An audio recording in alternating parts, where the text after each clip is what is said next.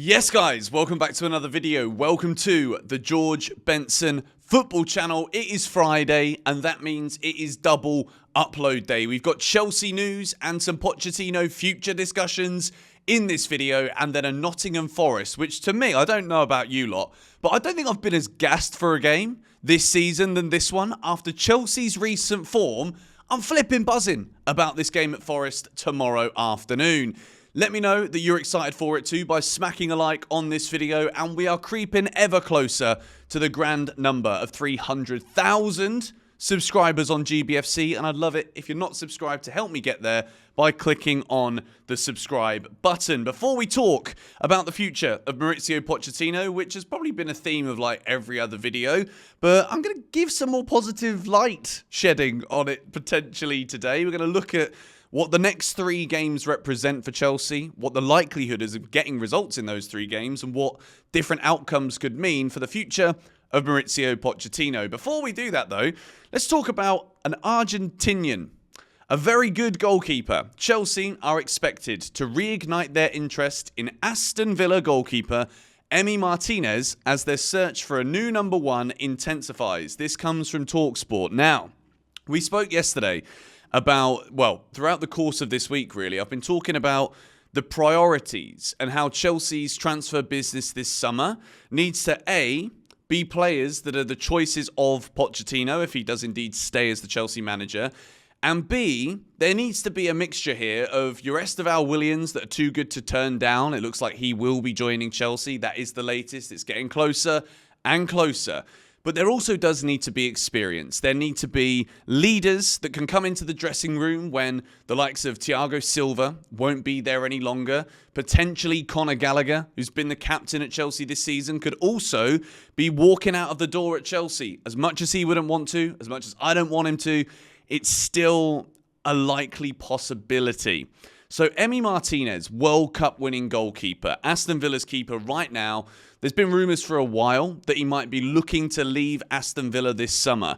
And when we're talking about the bracket in terms of quality and upgrades of players, I think there's a lot of conversations right now regarding different positions that Chelsea are interested in. If we bring it back to Jules Koundé that I spoke about yesterday or the day before, I don't see him as an upgrade on Trevor Chalobah. I think you keep Trevor at the club. You don't go and spend more money on a player who is more expensive than a homegrown talent that actually fits in at Chelsea and works and is a good quality footballer.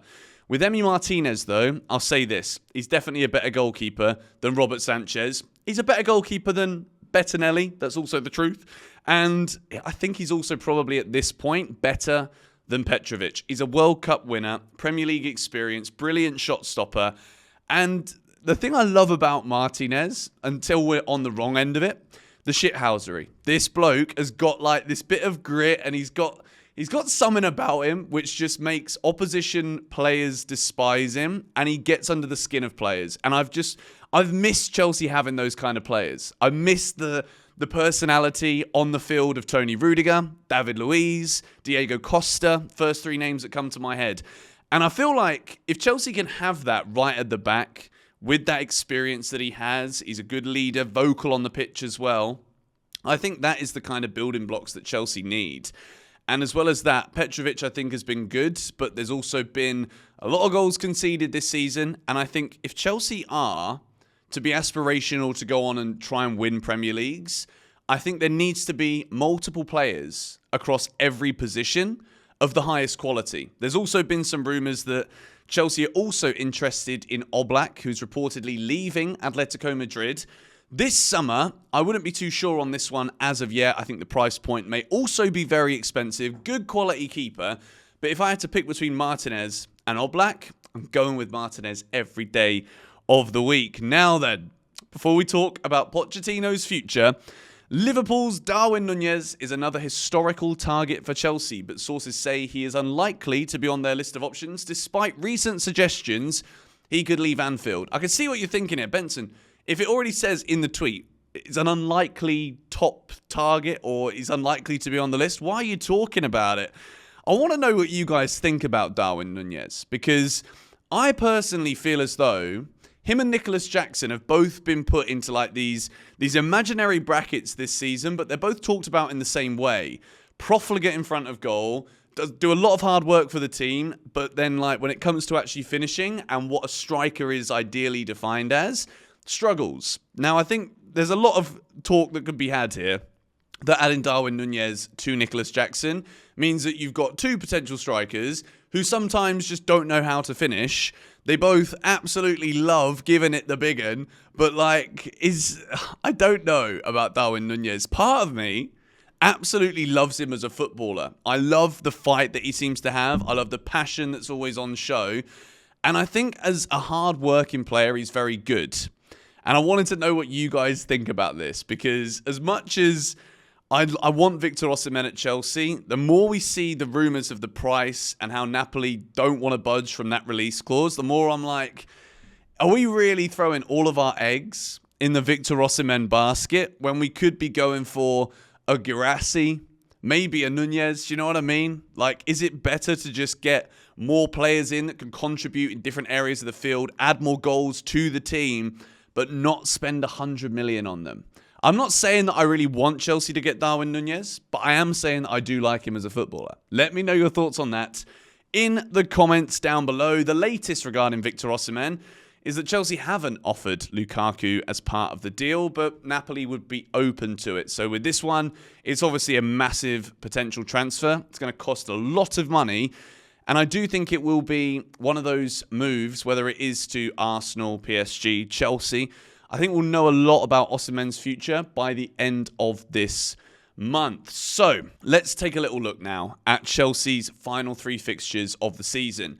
Nottingham Forest away tomorrow, Brighton away on Wednesday night, and Bournemouth at Stamford Bridge on the final day of the season. All three of these fixtures, to me, could be banana skins. Forest are fighting for their lives. Of course, if I think Luton are playing West Ham before that, so if Luton don't win that game, then I guess less pressure on Forest, but still, it's going to be tough. Brighton, this season, they have been so beatable, and I could see Chelsea going there and winning 5-0, or I could also see them turning up. But I don't rate Brighton at the moment. And then you've also got Bournemouth, who have had a fantastic season, to be honest, and often give us issues at Stamford Bridge. However, you've also got to take into consideration here that in the last 2.5 matches, Chelsea's form and the way that we've been playing football has been magnificent. We absolutely look like a night and day, a different team to what we have seen for the majority of this season. The inversion of the fullbacks obviously playing a massive part in that, but also the isolation of the fullbacks. Noni Madueke understanding what he's being asked to do. And the balance of the team just looks so much better. I also think Thiago Silva's last game will have a big impact on Chelsea as a whole, absolutely going for Bournemouth on the final day. And the one bit that I've not mentioned yet, which is the hot topic to end this video today, European qualification. Chelsea could still finish in a Europa League place at very best, and we could still finish in a Conference League place, but there are certain parameters that might enable Chelsea to not be in the Conference League. I think if Man United win the FA Cup, there is a world where Chelsea could still miss out on Europe by finishing 7th. So 6th is what we are going for. And I think that Chelsea can do it. Newcastle have still got to play Man United. United have also got to play Arsenal. So these three fixtures that are definitely winnable for Chelsea, it has to be the highest priority to go for maximum points from these final games. And if we do that, regardless of whether or not we achieve Europa League competition next season or not, if we don't qualify, I still think that there is a world where Pochettino may well be sacked.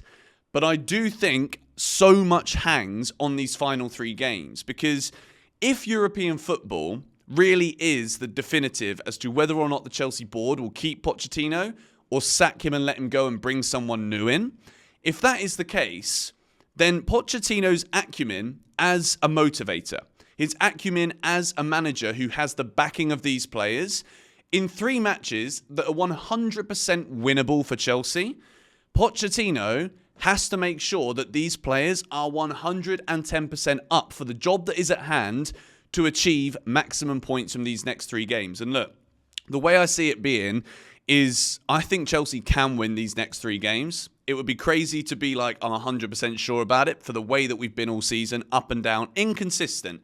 But if Chelsea do win these next 3 games, then no one can deny that something has clicked. No one can deny that a corner has been turned, and it was just a bit too late in the season for us to build any serious momentum.